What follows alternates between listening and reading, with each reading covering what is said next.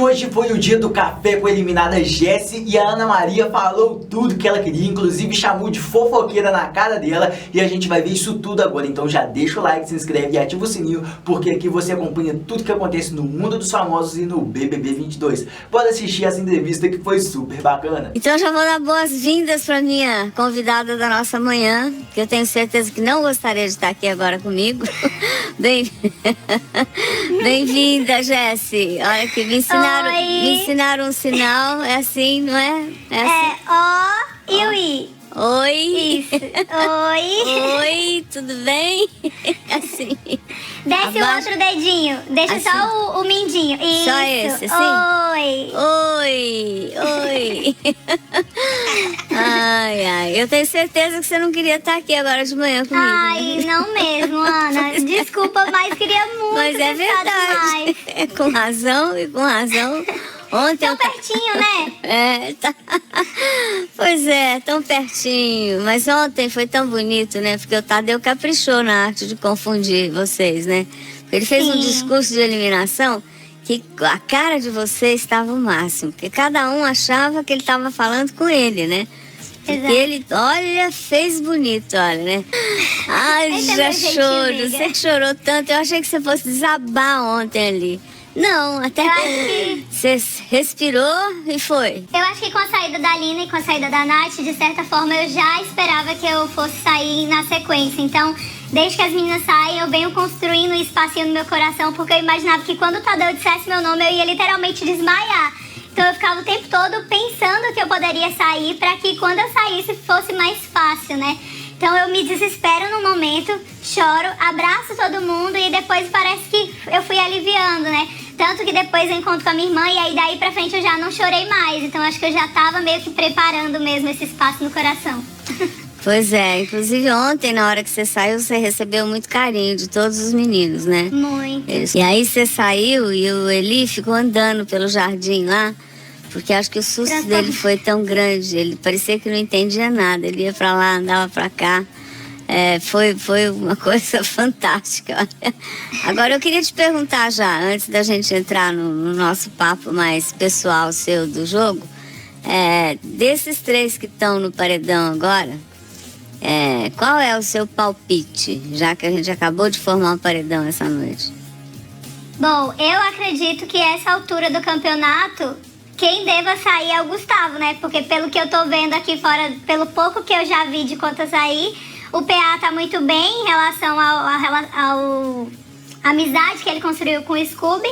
E o Eli, eu não sei, não tô entendendo ainda muito bem, mas parece que ele vem conseguindo fugir aí também dessa eliminação a alguns paredões. Então, acho que quem deve sair é o Gustavo.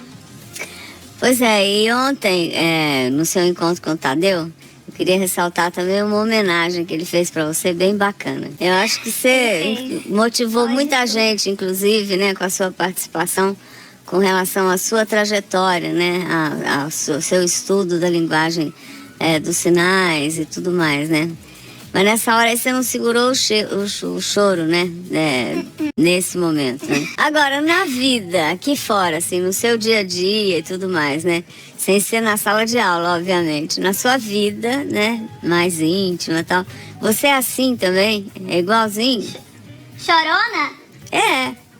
Demais, demais. Minha mãe sempre falava, será que eu fiz essa menina foi chorando, pelo amor de Deus? Eu sempre fui chorona, inclusive na minha profissão, eu me emociono muito fácil, às vezes eu preparo uma aula e acho que os meninos vão amar e eu chego na sala e eles não gostam tanto, eu fico triste porque eles não gostaram e aí eu choro. Então assim, eu sou chorona de lei, assim, sempre, desde criança, tudo na minha vida que dá certo eu choro, que não dá certo eu choro, se eu tô emocionada eu choro, se eu bebo eu choro, eu sou muito chorona mesmo. E se alguém começa a falar uma coisa que você não tá concordando muito, você vai e fala em cima daquele jeito mesmo, que não deixa ninguém falar, é isso? Assim, tem isso também? Às vezes sim, mas assim, eu acho que eu fui muito mais assim lá dentro do que aqui fora. Acho que aqui fora eu consigo controlar mais essa dinâmica, mas lá dentro é um ambiente que se você não começa a falar e botar pra fora o que você tá sentindo, ninguém vai te dar voz. Então, às vezes, lá dentro eu tive que aprender a ser assim, né? Não, deixa eu falar agora, espera, deixa eu terminar. Tem uma postagem na internet da sua mãe, a dona Cleo, e que comentou todo o sacrifício da vida para que você chegasse na sua posição de mestra, né? Eu sou a cópia da minha mãe, só que numa versão 2.0, né? Porque a minha mãe, ela vem com toda aquela tradicionalidade, assim, social. E aí eu meio que vim muito parecida com ela, só que um pouco atualizada. Eu sempre brinco que eu sou ela 2.0. Você conversou com ela essa noite, né? Claro. Conversei, liguei na videochamada. A primeira pergunta que eu fiz foi: mãe, tá orgulhosa? Tá tudo bem? Fiz alguma coisa errada? Ela: tá lindo, filha, tá lindo. Como é que era esse primeiro momento? Nossa, aí? eu não... foi o que eu falei em um dos meus discursos lá dentro, né? Que tudo que eu fiz na minha vida eu aprendi a fazer fazendo. E da aula não foi diferente. Eu lembro da primeira vez que eu dei aula e eu falava assim: meu Deus, o que eu tô fazendo aqui? Parece que eu tô falando nada com nada. Mas ao longo dos dias eu fui entendendo como dar aula e o que eu precisava fazer para que os alunos entendessem aquilo que eu tava falando, né? Então eu aprendi a dar aula dando aula. E aí pronto, a partir do momento que eu entendo que é isso que eu quero pra minha vida, independente do que tivesse acontecendo no meu dia a dia, quando eu atravessava a porta da sala, era: e aí, galera, bom dia, pessoal! E aí entrava dançando, agitada, cumprimentava os alunos, perguntava: e aí, como é que foi o final de semana? O que aconteceu? Então, assim, eu apagava literalmente as coisas ruins que estavam acontecendo muitas vezes na minha vida pessoal pra entrar em sala e não passar nada desses sentimentos pros alunos, né? Eu queria que a aula fosse muito legal, que eles quisessem estar ali, né? Que eles gostassem de estar comigo. Pois é, aí você estudava biologia, mas você também começou a dar aula de linguagem dos sinais. Por quê? Alguma razão? Na verdade, eu nunca dei aula de Libras mesmo. O que aconteceu? Desde o ensino médio, eu tinha alunos surdos na mesma turma que eu. Então, a Libras já foi tornando algo, assim, muito importante na minha vida desde lá. E aí, quando eu começo a dar aula, eu dou aula para 2 alunos surdos. E aí, isso faz com que eu reforce essa vontade de aprender para poder comunicar mesmo com esses alunos, né? Então, aí, eu determinei que eu queria isso. E aí, comecei a fazer cursos, fiz uma pós-graduação. E aí a minha comunicação com os alunos se tornou algo muito mais gostoso, né? Porque agora eu falava a língua deles. Porque muitas vezes a gente acaba fazendo com que o surdo aprenda o português, né? Como sua primeira língua. Quando na verdade a língua do surdo é a Libras, né? O português é a segunda língua dele. Então não é ele que tem que aprender o português. Somos nós que temos que aprender a Libras, né? Pra aprender, pra comunicar com eles, né? Então isso foi muito importante, assim. Saber que além de dar aula de ciências pra eles, eu podia me comunicar com eles a partir da língua de sinais, né? Muito bonita a tua atitude. A gente tem um vídeo aqui que um rapazinho chamado Wellington... Ai, não acredito! Mandou pra você. Foi um dos alunos que me fez querer mesmo, né? Aprender a Libras. Fala, Wellington. Ai, gente, pelo amor de Deus, o Wellington foi um dos alunos que eu contei, né?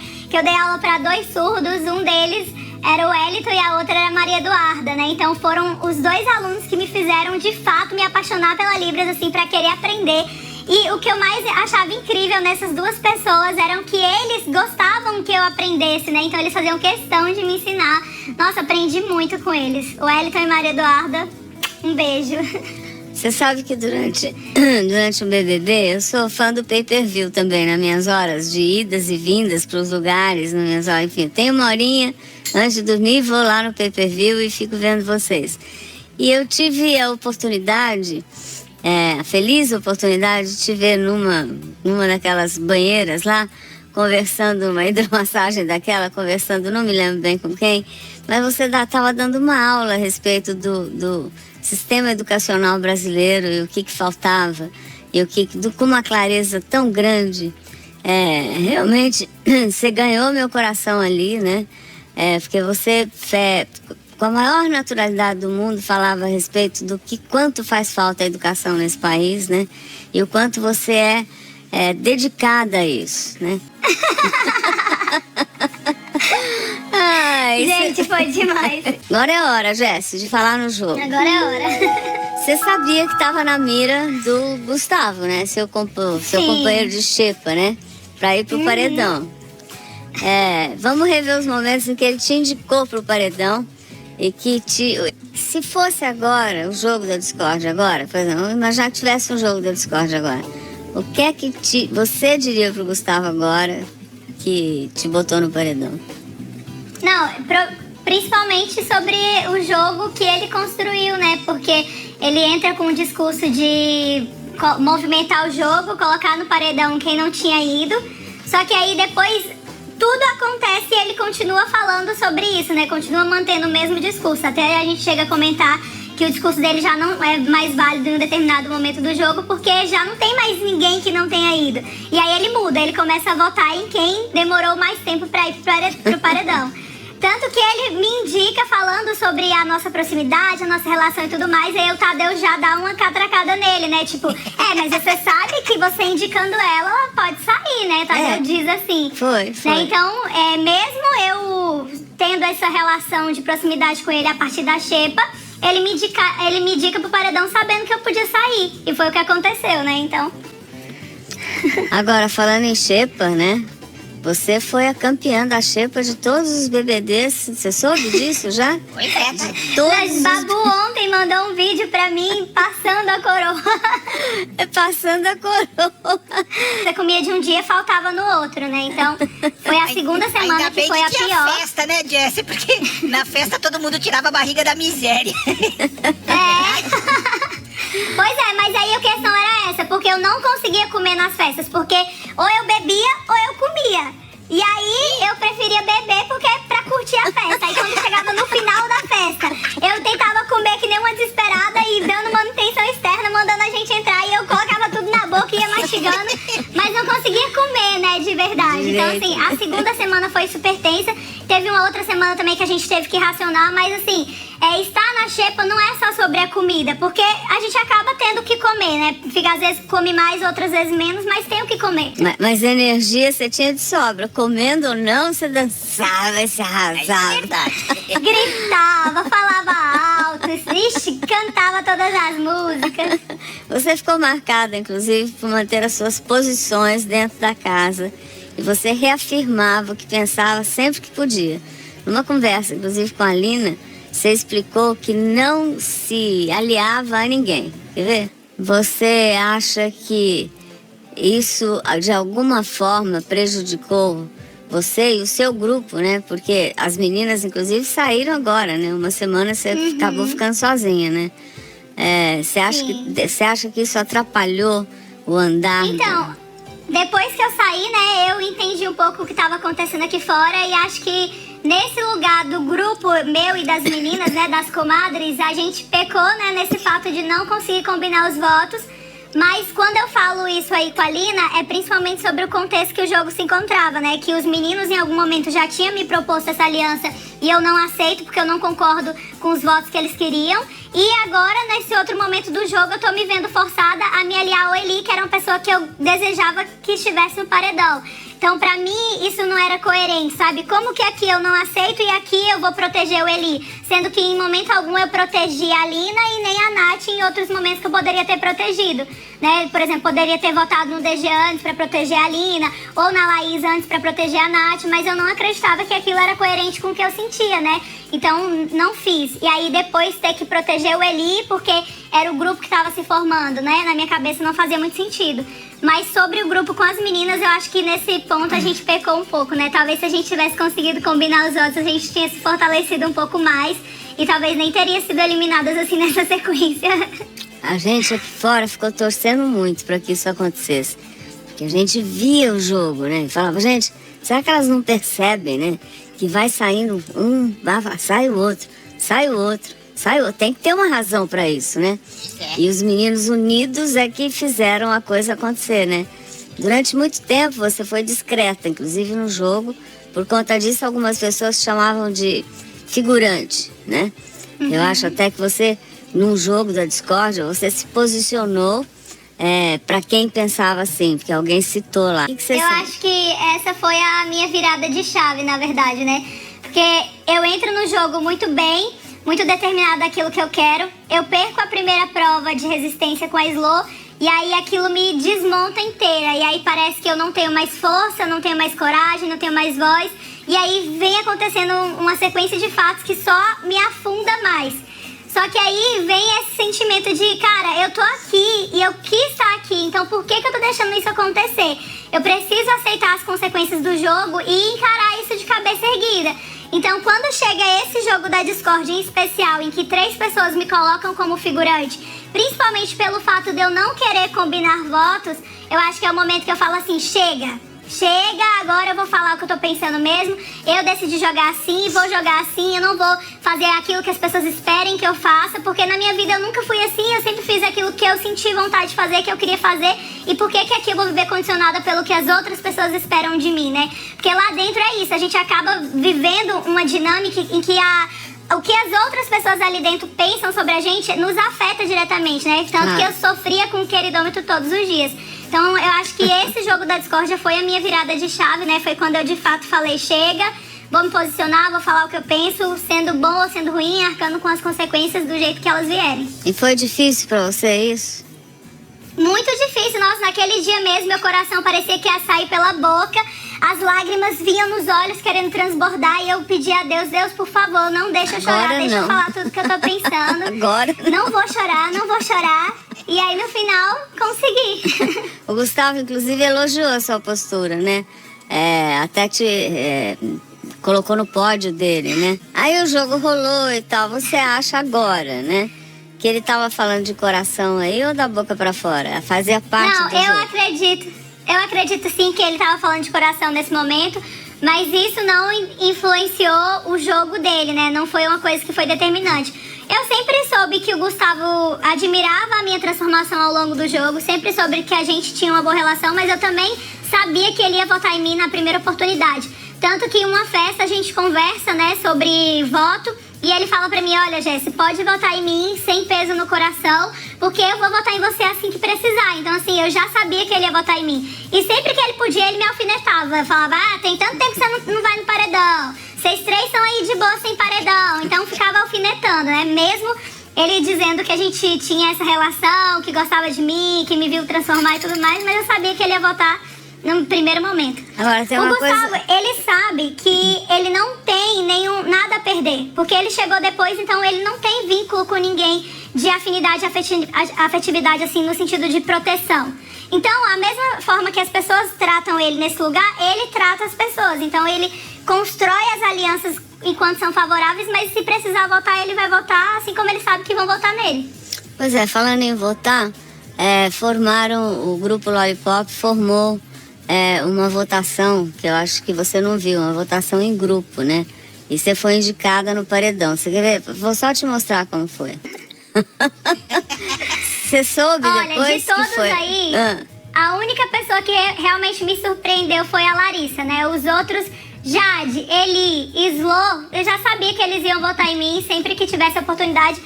Porque a Nath, naquele momento, não estava mais no foco das votações, né? Por todo o movimento que aconteceu. Então, depois da Nath, pra eles, eu era a primeira opção de voto. Então, eu já sabia. Só que o que me surpreendeu aí foi o voto da Larissa. Porque a Larissa entra com um discurso de que vai mudar essa dinâmica de votar nas mesmas pessoas, de que vai movimentar o jogo e não sei o que, e não sei o que lá. Daqui a pouco, ela se alinha com o Lollipop, diz que vai ficar nos 2 quartos e fica só no Lollipop, e vota igual a eles, ou seja, acaba fazendo exatamente o mesmo movimento que já vinha sendo feito, né? Então, foi a única pessoa que me surpreendeu, de fato, o resto... Bom, agora aqui com a gente chegou a hora de colocar tudo em pratos limpos. Quem é uma pessoa fake que tá dentro da casa, atualmente? Caraca! Fake é uma palavra muito forte. Mas eu acho que em alguns momentos, não vou falar sempre, mas em alguns momentos eu acho que o Arthur é um pouco fake, assim. Parece que é, mas não é. Mas tem isso? algumas ações que ele... Alguns comportamentos que eu, de fora vendo, eu falo, gente, é muito coerente, é muito certinho, é muito impecável. Às vezes dá esse sentimento, assim, de será que é de verdade mesmo? Não sei. Sei. Aí, quem é a dupla perfeita? A dupla perfeita, Scooby e PA, né? Os dois juntos o tempo inteiro. Às vezes eu até confundo um com o outro. Às vezes eu acho que é um que tá no lugar e é o outro. Porque eles estão sempre juntos. Mas então, por quê? Porque eles, é a dupla perfeita. Porque eles se parecem Ou porque eles são iguais em alguma forma de ser? Não é por isso, não. É porque eles andam sempre juntos. Eles brigam bastante também, assim. Se estranham, de vez em quando o PA fala alguma coisa, o Scooby não concorda, o Scooby fala alguma coisa, o PA não concorda, aí eles dão aquela arranhadinha, daqui a pouco, não, é brincadeira, tá tudo bem, e vai levando. São vozinhos hoje Bom aqui. coração, DG. DG tem um coração do tamanho do universo, é gigantesco o coração do DG. Acho que principalmente nesses últimos dias que as meninas não estavam mais lá, acho que depois do Scooby. Ixi, planta? Vou colocar a planta pro PA. PA eu já tenho uma relação assim que não é muito, estável com ele. A gente brigou várias vezes durante a edição. Em alguns momentos não acho, não. Muitas vezes a gente até falou sobre ele no jogo da Discord. Nossa, eu acho que eu já falei de todo mundo, né? Faltou ele e o Gustavo. Mas eu acho que negociador, vou colocar novamente o Arthur. Acho que ele é uma das pessoas que mais negociou lá acordos, assim, mais firmou acordos, assim. Ele tem um acordo com o Eli, em algum momento ele teve um acordo com o Lucas, né? A nossa linda Jessi. Você disse que era fofoqueira. E teve mesmo, você que disse, teve mesmo um episódio que você acabou entregando o voto da Lina pro DG e a coisa desandou. Como é que explica aí? Gente, não tem nem como explicar. Eu acho que foi assim, uma coisa que eu nem entendi o que aconteceu. Eu tô numa festa, o DG começa a me questionar, eu vou conversando com o DG falando. Na minha cabeça não tinha maldade nenhuma naquilo, tanto que depois eu chego pra Lina e falo, sabe? Uma coisa que, sabe, se fosse uma coisa assim, pensada, ou eu não diria pro DG ou não depois pra Lina, sabe? Então foi... Mas é assim, é meu jeitinho. Às vezes eu tô falando uma coisa, eu acho que tô falando assim, coisa que não tem nada a ver, tranquilo, de repente conto uma coisa que não era pra contar. Então, eu sempre tive dificuldade de guardar segredo, sabe? Então, se não quer que ninguém saiba, não me conte, é isso? Não me conta, eu já falei isso várias vezes, é segredo? Não me conta. Quando a Lina esteve aqui na semana passada, ela falou sobre essa sua característica de passar as coisas à frente, quer ver, Rodolfo? Quem é o fofoqueiro? A minha amiga Jess, coitada. Ela é assim, ela não se dá conta. Coitada, mas é um probleminha sério que ela tem, viu? Quando É ela vier verdade, aqui no é verdade. programa, Mas eu acho que ela vai sarar depois do BBB. que você fala. Mas eu acho que ela vai sarar depois do BBB. Quer saber mesmo? Eu acho. Mas Vamos ver. Eu converso. Se cuidar, ó, se você falar alguma coisa pra ela aqui, você tá contando pra todo mundo. Não, eu não tô É verdade, gente, eu tenho esse probleminha mesmo. Isso nem te Tem que chateia. trabalhar isso demais. Não, porque eu sou assim. É uma coisa que é da minha vida. As minhas brigas entre a minha mãe e a minha irmã, na maioria das vezes, era porque uma me contava uma coisa que não era pra contar pra outra. E eu, numa conversa informal, acabava falando. E aí isso já virava uma confusão. Então, assim, não é a primeira vez que isso me afeta, assim, numa relação, numa amizade, na vida. Eu sempre tive esse problema. Eu falo, gente, se é segredo, não me conta. Porque eu tô conversando, eu vou deixar sair sem querer. Aí depois eu, eita, não devia ter falado. Mas aí já era tarde, já falei. E essa amizade aqui fora, agora que você já está aqui fora? Quero muito que continue. São pessoas que eu quero levar pra minha vida mesmo, assim, real. Eu não consegui ainda falar com a Nath, mas ontem à noite mesmo, assim que eu saí, a Lina me ligou, então a gente já conseguiu colocar algumas coisas aí do porquê que as coisas aconteceram assim, né? Tanto sobre o jogo quanto da nossa relação, mas são pessoas que eu quero realmente construir essa amizade aqui fora também. E você quer saber? Eu e o Brasil todo adoramos te conhecer, viu, Jessi? É verdade. Ai, gente, obrigada. Realmente uma delícia. Eu espero assim, olha, eu não sei o que você pretende agora pro seu futuro, né? E eu acho que nem você direito, né? Porque diante de todas as possibilidades e portas que se abrem depois de uma exposição dessa, né? Mas eu espero que você saiba escolher o melhor para você, que o seu caminhar seja cheio de sucesso, né? E que você possa espalhar esse conhecimento, né? Essa sua vontade de um mundo melhor, que possa você motivar mais pessoas a isso, que o caminho seja esse para todos nós, tá bom? Parabéns. Ai, obrigada, Ana. Tô muito feliz de ouvir isso. Sair de lá é uma coisa assim que não dá pra explicar, porque a gente entra no universo paralelo, parece que tudo que a gente construiu antes é apagado e aí a gente sai num novo mundo, assim, verdade. sabe? Então eu ainda não consegui assimilar tudo, mas estou muito feliz de ouvir isso, estou muito feliz da minha trajetória, de tudo que eu vivi lá dentro. Independente de tudo, eu estou muito grata. Sucesso. Eu me sinto uma finalista. E é, tenha certeza disso, tá? Uma vencedora. Obrigada, Jessi. Um bom Muito dia pra obrigada, você. Ana. Super beijo. O que você achou dessa entrevista da Ana Maria com a Jessi? Eu gostei bastante. Se você gostou, então já deixa o like, se inscreve e ativa o sininho pra não perder nada. E aqui você acompanha tudo que acontece no BBB 22 e no mundo dos famosos. Eu vou ficando por aqui. Um beijo e fui.